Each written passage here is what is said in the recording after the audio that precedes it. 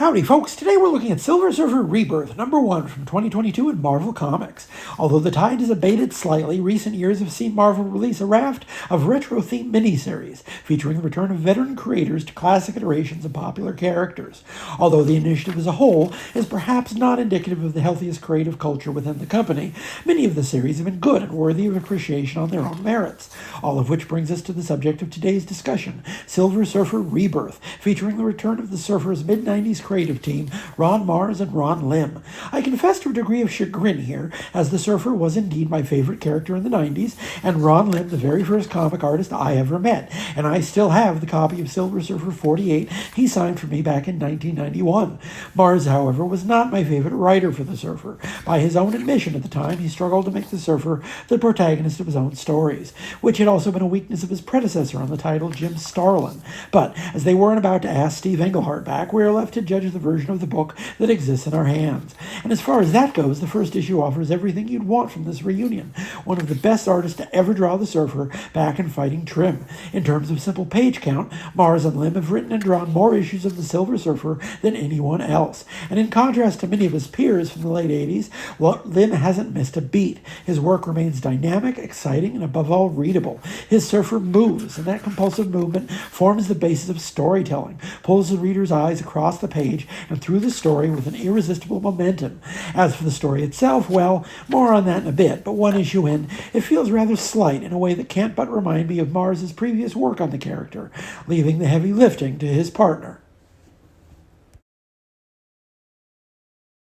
Howdy folks, today we're looking at Silver Surfer Rebirth, #2 from 2022 in Marvel Comics. Our cosmic saga continues as we learn the reason why Thanos of Titan has sought out the Silver Surfer for his aid on a pressing errand. This story takes place during the period when Thanos was the custodian of the reality gem, after the Infinity Gauntlet series, and before the interdimensional vampire known as Rune reassembled the gems and then proceeded to lose them in the Ultraverse, an event we observed on this channel just a few short months ago. Someone has stolen the gem right from under Thanos' nose, and he seeks out the Surfer based on the fact that the Surfer is the best tracker in the universe. That's why the story started with a brief visit from Mar-Vell, back from the dead. Reality is being bent by a malign actor. Now, the dynamic between Thanos and the Surfer has always been fraught. Not to put too fine a point on it, they hate each other with a passionate intensity. But also, crucially, Thanos has no respect for the Surfer, unlike many of his other enemies, because despite the Surfer being more or less his equal in terms of raw power, he considers himself above the Surfer's dull moralism, predictable and limiting in the Titan's eyes. But it's precisely because of that sense of duty that he knows the Surfer will help him, with the definite subtext that he also has no desire to let Adam Warlock know he failed at his one job. As far as that goes, all credit to Ron Marz. He gets Thanos better than most writers not named Jim Starlin. His Thanos talks and acts like you expect Thanos to act. Sly, sardonic, deadpan, never one to start a needless fight when he can accomplish his goals with a simple conversation. All virtues in short supply from the character's modern iterations. The real appeal, as you might expect, is in Ron Lim's art. Anyone picking up the book just for him is going to be quite pleased here. This has been assembled for the express purpose of giving Lim as many cool things to draw as possible. It's a book of gratifying spectacle, whether you want to see a classic Surfer Thanos fight, Nebula riding a space dinosaur, or the big man, Galactus himself. Howdy folks, today we're looking at Silver Surfer Rebirth #3 from 2022 in Marvel Comics. The story resumes with the Surfer and Thanos still lost in the multiverse, having been tossed from their universe by the reality gem and its new possessor. We pick up with the Surfer once again in the service of Galactus, forced to watch as his former master prepares to consume yet another world teeming with life. Just as in the Prime reality, his rebellion has little effect on the World Eater, and without the Fantastic Four to help, he is merely upbraided for disloyalty. Meanwhile, Thanos finds himself face to face with his putative granddaughter Nebula, astride a space dinosaur and at the head of a column of battle robots, all of which prove short work for Thanos, prelude to murdering his detested offspring, at least this version of her. This leads into a confrontation with his mistress Death, who once again provides no helpful answers, merely frustrating silence. The Surfer, meanwhile, finds himself once again buffeted between realities and brought face to face with the strangest possible spectacle. 4 alternate Surfers, an array of past and future incarnations, who just happen to resemble his most famous alternate versions, as drawn by Jack Kirby, John Buscema, Mobius, Mobius, and Mike Allred. This promises to be an interesting showdown. More than most characters, the Surfer under different artists represents a character undergone significant change, from the cosmic naif of his earliest appearances through to the rhapsodic wanderer of his subsequent Earth years, onto the rather more confident and experienced adventurer of recent vintage. Ron Lim's version of the Surfer is distinctive enough, all 90s metallic sheen, so seeing him have to reflect the slight stylistic variations of his peers on the character should prove quite interesting. Finally, the villain of the piece is revealed. Tyrant, an underutilized character from Marz and Lim's first run, a creation of Galactus's strong enough to give even his former master a run for his money. Howdy, folks. Today we're looking at Silver Surfer Rebirth number 4 from 2022 in Marvel Comics.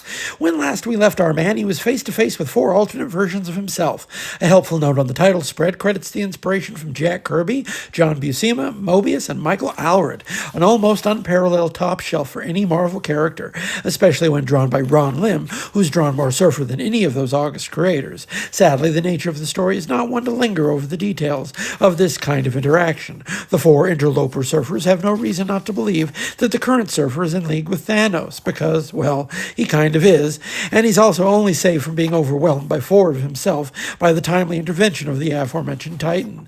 And that leads us to the main event for this issue, an encounter with the eternally whiny Jack of Hearts. Now, I've never made any secret of the fact that the Jack of Hearts appreciation gene skipped a generation with me.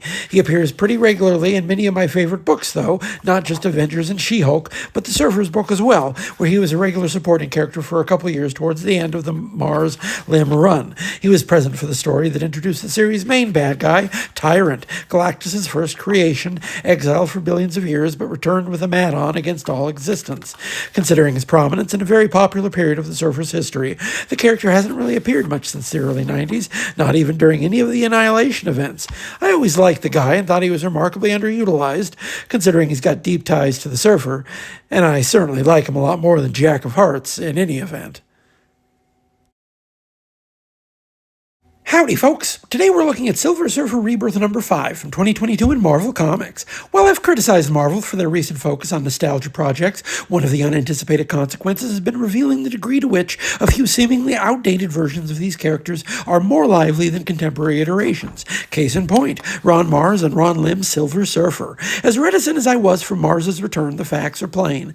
The Surfer scene here is still more lively, interesting, and dynamic than just about any version of the character seen in subsequent decades.